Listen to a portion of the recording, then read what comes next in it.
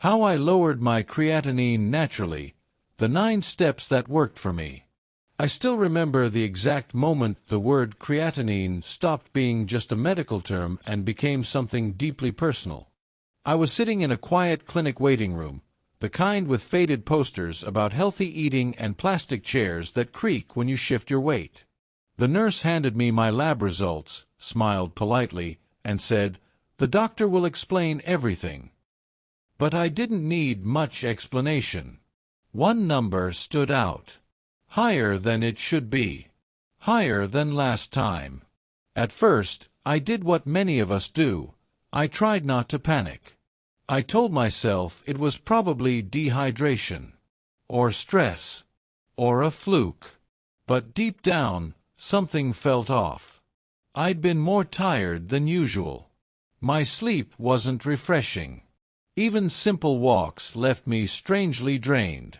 Food didn't taste the same, and my body felt heavier, slower, as if it was quietly asking for help. What scared me most wasn't the number itself. It was the thought of losing control over my health. I wasn't ready to hand everything over to prescriptions and fear. I wanted to understand what my body was trying to say. I wanted to work with it, not against it.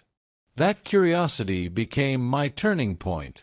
Instead of asking, "What's the fastest fix?" I began asking better questions. What stresses the kidneys? What helps them rest? What had I slowly drifted into that no longer served me? I started paying attention to small details, the way my body felt after meals, how my energy changed with sleep, even how my mood shifted when I drank more water or spent time outdoors. This journey didn't begin with perfection. It began with awareness. And over time, with patience and consistency, those small changes added up to something powerful. In this video, I want to walk you through the 9 natural steps that helped me lower my creatinine, not as a doctor lecturing, but as someone who's walked the road, stumbled a few times, and learned along the way. If you're a senior, or caring for aging kidneys, or simply want to protect your health before things worsen, I hope this story feels like a conversation between friends. Take what serves you. Leave what doesn't. And most of all, remember, you are not powerless here. Learning to drink water with intention. For most of my life, water was something I drank reactively. I reached for it only when my mouth felt dry or when I suddenly realized half the day had passed without a sip. But once creatinine entered my life, water became something entirely different. It became a daily conversation with my kidneys. I began to notice how my body responded when I drank slowly instead of gulping, when I spaced my intake evenly instead of flooding my system all at once. I started each morning with a glass of room-temperature water, letting it wake my body gently. It felt calming, almost like oiling a machine before turning it on. Throughout the day, I kept a bottle nearby, not to force myself, but to remind myself. By afternoon, I noticed fewer headaches and less heaviness in my lower back. Even my urine color became a quiet feedback system, guiding me without fear. From a scientific standpoint, hydration is one of the most powerful natural tools for lowering creatinine. Water helps the kidneys dilute and flush waste products more efficiently, reducing the concentration of creatinine in the blood. For aging kidneys, gentle and consistent hydration prevents unnecessary strain on the filtering units called nephrons. Emotionally, this habit gave me confidence. Every sip felt like a small vote for my health. Sometimes I added cucumber slices or lemon peel, not for miracles, but for pleasure.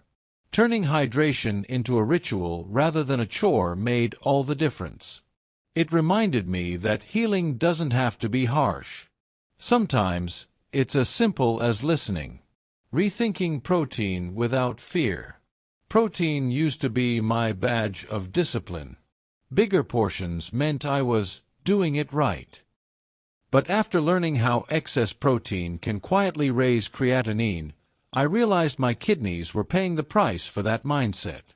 Instead of cutting protein completely, which can be dangerous for seniors, I learned to right-size it. I began paying attention to how my body felt after meals.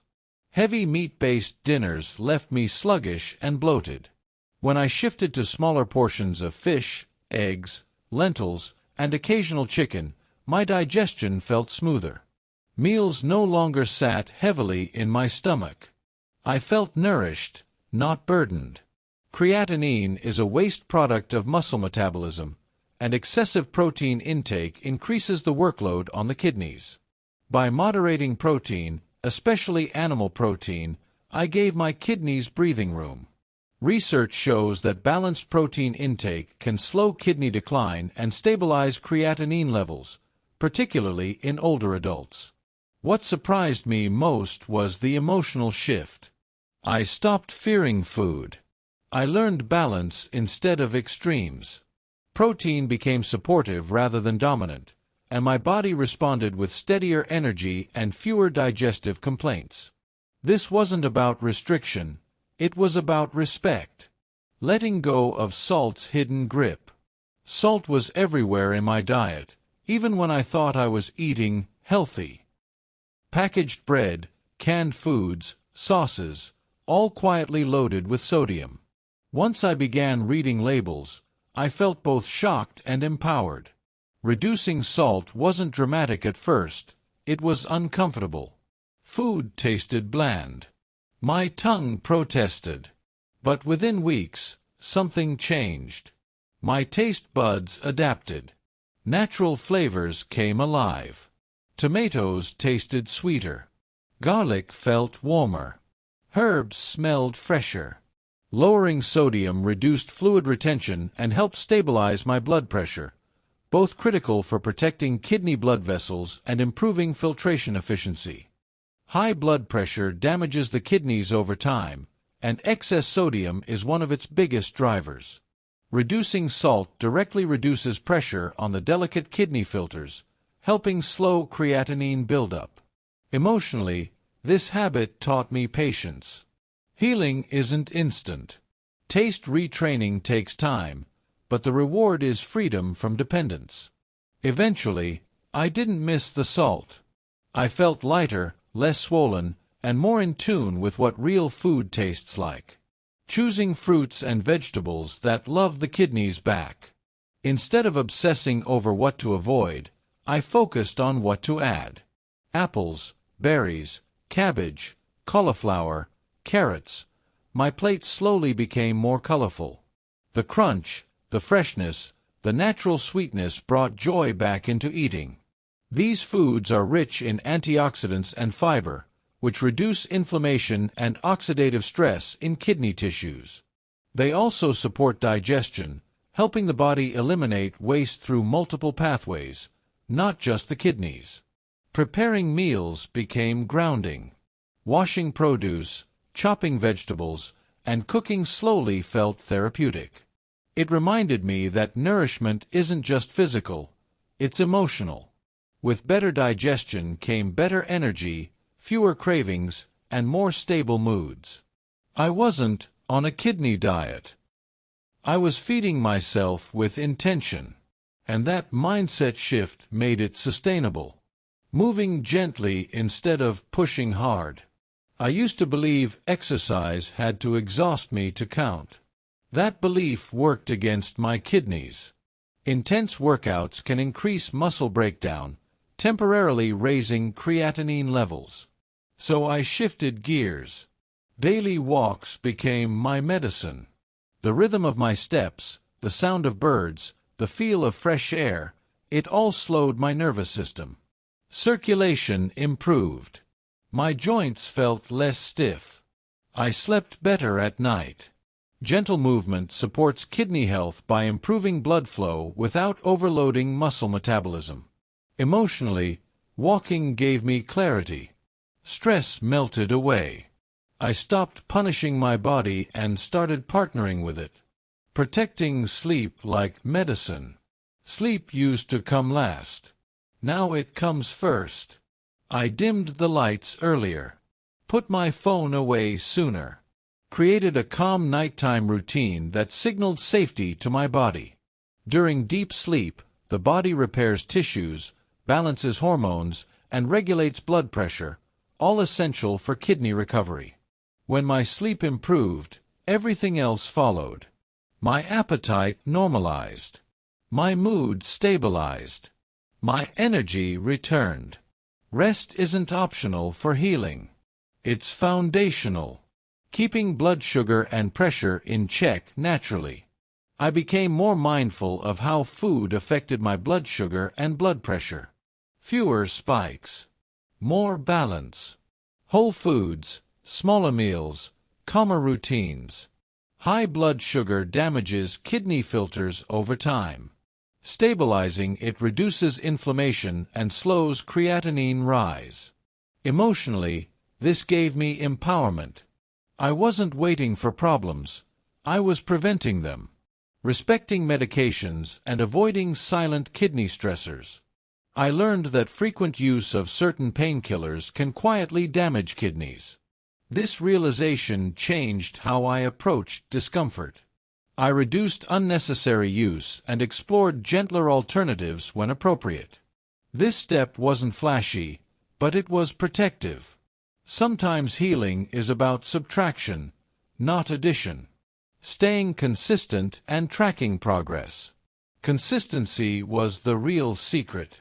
I tracked my labs without obsession. I celebrated small wins. I learned from setbacks. Kidneys respond slowly, but they do respond. Over time, numbers improved. Energy returned. Confidence grew. Healing didn't happen overnight. It happened because I stayed. By the time these habits became routine, something shifted inside me. I wasn't chasing results anymore. I was living differently. My body felt calmer, less inflamed, more predictable in a good way. The fear I once felt around food and numbers softened into curiosity and respect. I realized healing isn't loud. It doesn't announce itself overnight. It whispers through better mornings, steadier energy, and the quiet relief of feeling capable again. Turning point/results.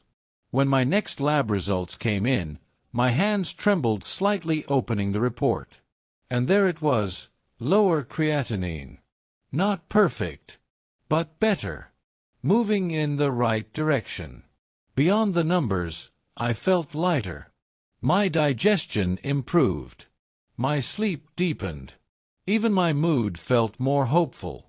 Progress wasn't just measurable, it was felt. This journey wasn't flawless. Some weeks I slipped. Old habits returned. But perfection was never the goal. Consistency was. The kidneys respond to patterns, not punishment. And learning that freed me from guilt and fear. If there's one thing I hope you take from this, it's this: start small.